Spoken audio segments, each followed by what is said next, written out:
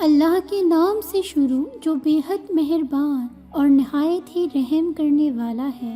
لاکھوں درود و سلام آپ صلی اللہ علیہ وسلم پر اور آپ صلی اللہ علیہ وسلم کی آل پر۔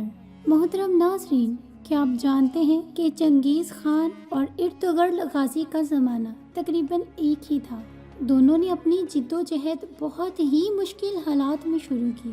دونوں نے سلطنتیں قائم کی اور اپنی آوارہ اور لاوارث قوموں کو ایک بہترین مقام تک پہنچایا، لیکن چنگیز خان کو آج دنیا ایک سفاک قاتل کی حیثیت سے جانتی ہے، جبکہ ارطغرل غازی ان کی فتوحات اور ان کی قائم کردہ سلطنت عثمانیہ آج بھی مسلمانوں کے لیے مایہ ناز ہے۔ آئیے جانتے ہیں کہ ان دونوں کی حکومت میں کیا فرق تھا، دونوں کی حکومت کتنی مدت تک قائم رہی۔ جب چنگیز خان کی موت ہوئی اس وقت ارطغرل غازی کی عمر 29 سال تھی۔ ارطغرل غازی نے اپنی جد و جہد ان حالات میں شروع کی جب ترک انتہائی مشکل حالات سے گزر رہے تھے۔ ان کی واحد قوت سلجوق سلطنت دم توڑ رہی تھی۔ اگر ایک جانب بازنطینی فوجیں تھیں تو دوسری جانب منگولوں کی یلغار تھی۔ آپ نے ان کے درمیان پستے ہوئے خستہ حال اور منتشر ترک قبائل کو متحد اور مستحکم کیا، اور پھر آگے چل کر زمانہ جانتا ہے کہ انہی کمزور قبائل کے اتحاد نے ایک مضبوط سلطنت عثمانیہ کی شکل اختیار کر لی۔ اب اگر آ جائیں چنگیز خان کی زندگی اور اس کے کارناموں کی طرف، تو اس کے کارنامے بھی تقریباً ارطغرل غازی کے جیسے ہی تھے۔ اس نے اپنے قبائل کے لیے جب اپنی جد و جہد کا آغاز کیا تب ان کی حالت ترکوں سے بھی بدتر تھی۔ منگول قبائل کی بدقسمتی کی ایک وجہ تو یہ تھی کہ وہ بڑی طاقتوں کے ظلم و ستم کا شکار تو تھے ہی، اس کے ساتھ ساتھ ان میں آپس میں لوٹ مار، خانہ جنگی کی فضا تھی۔ جو قبیلہ تھوڑا مضبوط ہوتا وہ کمزور قبائل کے مال اور مویشی لوٹ لیتا۔ اگر کوئی انسان بھی ہاتھ آ جاتا تو اسے غلام بنا کر فروخت کر دیتے۔ چنگیز خان کو بھی اپنی عروج سے پہلے سخت حالات سے گزرنا پڑا۔ کئی مشکلات سے گزرنے کے بعد وہ ایک سوچ لے کر اٹھا۔ اس نے طاقت حاصل کی اور قبائل کو متحد کرنا شروع کیا۔ اس کی بڑھتی ہوئی طاقت کے ساتھ ساتھ تمام منگول جنگجو آہستہ آہستہ اس کے جھنڈے تلے آنے لگے۔ آہستہ آہستہ خانہ جنگی پر قابو پایا۔ قبائل کو پابند اور منظم کرنے کے لیے اس نے کچھ قوانین وضع کیے، اور وہ قوانین اس پاسداری کے ساتھ نبھائے جانے لگے کہ ان کی آنے والی کئی نسلوں تک وہی قانون چلتے رہے اور وہ نبھاتے رہے۔ بالکل ارطغرل غازی کی طرح اس نے بھی قبائل کے اتحاد سے ایک مضبوط سلطنت کی بنیاد رکھی، جس کا نام تھا منگول سلطنت۔ اب ذرا چلتے ہیں ان دونوں سلطنتوں کے موازنے کی طرف۔ سلطنت عثمانیہ کی نسبت منگول سلطنت بہت کم وقت میں بہت تیزی سے پھیلی۔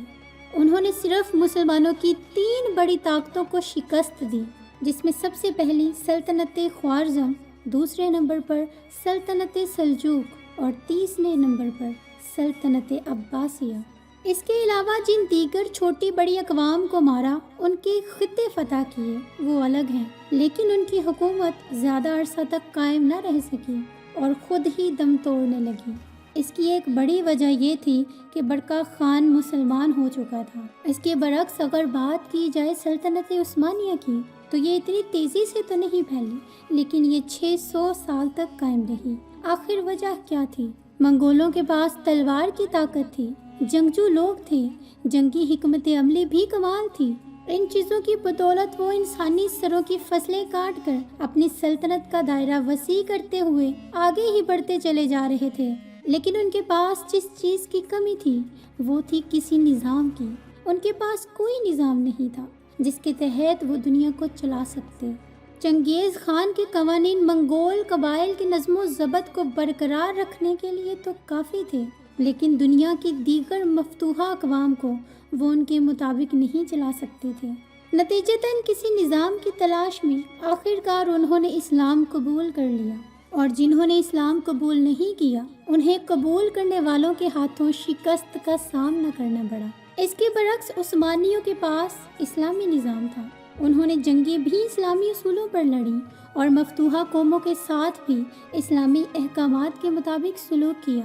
وہ منگولوں کی طرح کھوپڑیوں کی مینار نہیں بناتے رہے، نہ ہی ہر خاص و عام کو قتل کیا، بلکہ صرف انہی پر ہتھیار اٹھائے جن پر اٹھانے کی اسلام نے اجازت دی۔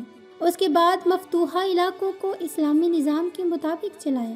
مسلمانوں کے ساتھ ساتھ اقلیتوں کو بھی ان کے حقوق کا مکمل تحفظ دیا۔ معاشی و معاشرتی نظام اسلامی اصولوں کے مطابق چلایا۔ جرائم پر قابو پانے کے لیے اسلامی قوانین نافذ کیے۔ یہی وجہ تھی کہ اس سلطنت میں اپنے برائے سب خوشحال رہے، جب ہی یہ اتنا عرصہ تک قائم رہی۔ تو میرے محترم ناظرین، ان دو سلطنتوں کے موازنے سے آپ کو پتہ چل گیا ہوگا کہ جب تک ہم اسلامی اصولوں پر نہیں آئیں گے، کتنی بھی بڑی طاقتیں جمع کر لیں، سب بیکار ہے، رائے گاہ ہے۔ اس وقت ہم مجموعی طور پر اسلامی نظام سے محروم ہیں۔ اس وجہ سے پوری امت مسلمہ پر بھی یہ فرض ہے کہ اپنی اپنی استطاعت کے بقدر اسلامی نظام کے قیام کے لیے کوشش تو کریں۔ اللہ پاک سے دعا ہے کہ وہ مجھ سمیت تمام مسلمانوں کو اس فریضے کے لیے قبول فرمائے، آمین یا رب العالمین۔